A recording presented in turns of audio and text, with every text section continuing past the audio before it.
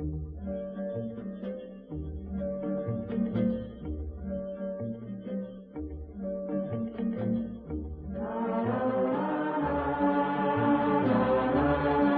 my name is Mark from Chicago Flyhouse. Today we're going to use an example from my childhood when I was 12 years old and I built a zip line between two trees. What I didn't understand at the time was the physics involved, and what occurred to me over and over again every time I tried to use that zip line was the zip line would snap. So what we're going to do is go out to the shop, recreate that situation, and find out what was the math behind that and why did that zip line break.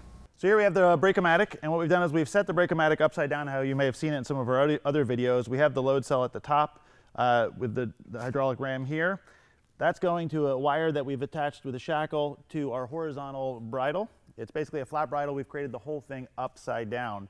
We've done that horizontal bridle and we put tension in it so that you can see what basically a flat bridle is going to experience when pulled from the center and how those force loads are going to get transmitted to our other load cell over here. We've anchored it into our concrete floor with 2 CFI rigging plates, each with 4 concrete anchors on either side. We've put a turnbuckle on one side so that we can pre-tension the wire rope a little bit. The trick with wire rope or any of these when we look at the math calculations versus real world is we can't keep the bridle flat for very long because we're going to get stretch in the wire rope. As we get stretch in the wire rope, that is going to basically create a steeper bridle angle. So instead of being fully flat, it's going to go to 89 degrees, 88 degrees, 87, and so on as it stretches until the point where it actually snaps. So if we use that example of my 12-year-old self, we've got 50 pounds of pre-tension in a horizontal line, but if I apply what we'll assume was maybe about 100-pound 12-year-old, we'll just keep pumping this up. So we're at 50, 62 pounds, 82 pounds, so 102 pounds. So we can assume that's roughly the weight I was when I was 12.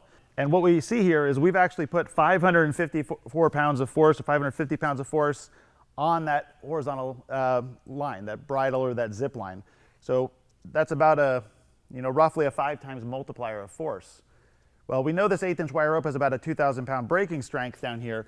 So if we use our safety factor of a 5 to 1, that's about a 400 pound working load limit. So we've actually already exceeded our working load limit based on this situation if we pre-tension that. Let's keep going and see when it snaps.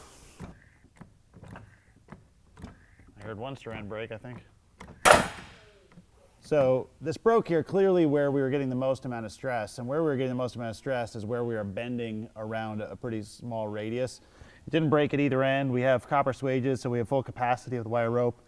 The thimbles did stretch, which these are standard duty thimbles, so they're intended to stretch like that. We want to have them as an indicator that they've been overloaded. But where the wire rope saw the most strain was right here as it bent over the shackle, and that is where once 1 or 2 strands started to break, they all popped there. At Flyhouse, we often use a standard duty thimble. The reason we use a standard duty thimble, there's 3 different kinds of thimbles: a light duty, standard duty, and heavy duty. Since we use a safety factor that's at least 5 to 1, sometimes 10 to 1, we want to know that this line has experienced some load beyond that. So a standard duty thimble, if this is a 2,000 pound breaking strength wire rope, can easily handle the 400 pound load without any real deformation.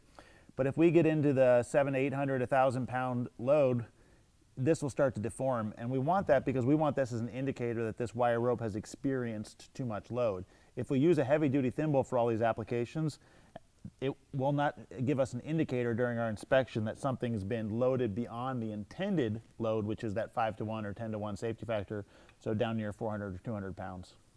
So what we saw was that flat wire under tension, even with a small amount of load like 100 pounds, was experiencing an incredible amount of tension because of the mechanical inefficiency. If I were to take that same 100-pound boy that I was and I was to bounce on the middle of that zip line, which is what I was doing, I could very easily turn that force load of my weight into 600 pounds, which would then translate over 2,000 pounds into the tension of the zip line, therefore easily breaking that 1/8 inch wire rope. That's why you'll never see a zip line in the world where it's fully taut. You'll always see that slack, which is basically like creating a gentle bridle. Well, thanks for watching. I hope you guys learned something. I know I certainly did. It took me a few decades to really truly understand and replicate a situation of the mistakes I made when I was 12. But that's part of what we do here, is we go back and we learn and experience and retest situations to really understand what's going on. Not just the math, but the reality of the situation. It helps us educate and prevent us making mistakes in the future.